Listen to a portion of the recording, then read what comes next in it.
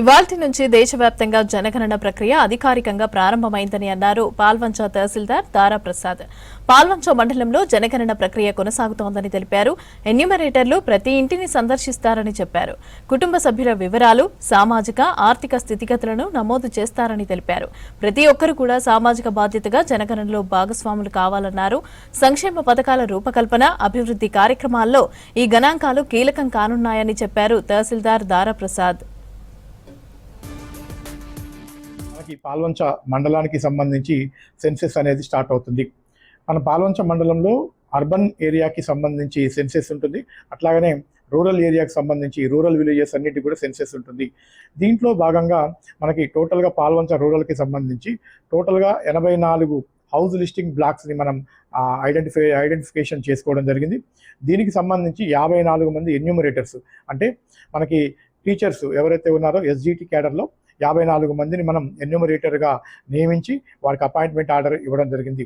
అట్లాగనే ఈ ఎన్యూమరేటర్స్ అందరినీ కూడా సమన్వయం చేసుకొని వారి దగ్గర నుంచి రిపోర్ట్స్ తీసుకోవడానికి సంబంధించి సూపర్వైజర్స్గా 9 మందిని నియమించడం జరిగింది. ఈ సూపర్వైజర్స్ అందరూ కూడా ఎవరైతే స్కూల్ అసిస్టెంట్ స్థాయి వారు, అట్లాగనే హెచ్ఎం, అలాగనే పీజీహెచ్ఎం స్థాయి వారిని కూడా ప్రభుత్వ ఆదేశాల ప్రకారం నియమించడం జరిగింది.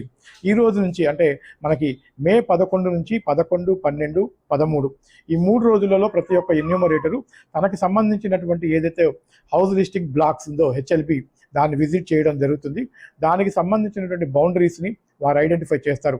వారికి ఆల్రెడీ మనము మ్యాప్లో చూపించడం జరిగింది, వారు ఎక్కడి నుంచి ఎక్కడి దాకా వాళ్ళ హౌస్ లిస్టింగ్ బ్లాక్స్ ఉందో అనేది. దాన్ని ఈరోజు అంటే ఈ 3 రోజులు వాళ్ళు ఆ హౌస్ లిస్టింగ్ బ్లాక్స్ సంబంధించినటువంటి బౌండరీస్ని ఐడెంటిఫై చేయడం జరుగుతుంది. దీనిలో భాగంగా వారు ఏం చేస్తారంటే డెఫినెట్గా వాళ్ళ హౌస్ లిస్టింగ్కి వెళ్ళినప్పుడు ఆ హౌస్ లిస్టింగ్లలో ఉన్నటువంటి ఇల్లు కానివ్వండి, కమర్షియల్ బిల్డింగ్స్ కానివ్వండి, అలాగనే స్కూళ్ళు కానివ్వండి, రిలీజన్కి సంబంధించినటువంటి మసీదు, చర్చి కానివ్వండి, గుడి కానివ్వండి, ఏది వచ్చినా సరే వాటన్నింటినీ కూడా వాళ్ళు హౌస్ లిస్టింగ్ బ్లాక్స్లో ఐడెంటిఫికేషన్ చేయాల్సి ఉంటుంది. అందులో భాగంగానే వారి 3 రోజులు కూడా తిరిగి వారి మ్యాప్ను తయారు చేస్తారు. వాళ్ళ హెచ్ఎల్బికి సంబంధించినటువంటి మ్యాప్ను తయారు చేసుకోవడానికి వారికి ఎంటీ మ్యాప్ను కూడా మనము ఎంటీ పేపర్స్ని కూడా సప్లై చేయడం జరిగింది.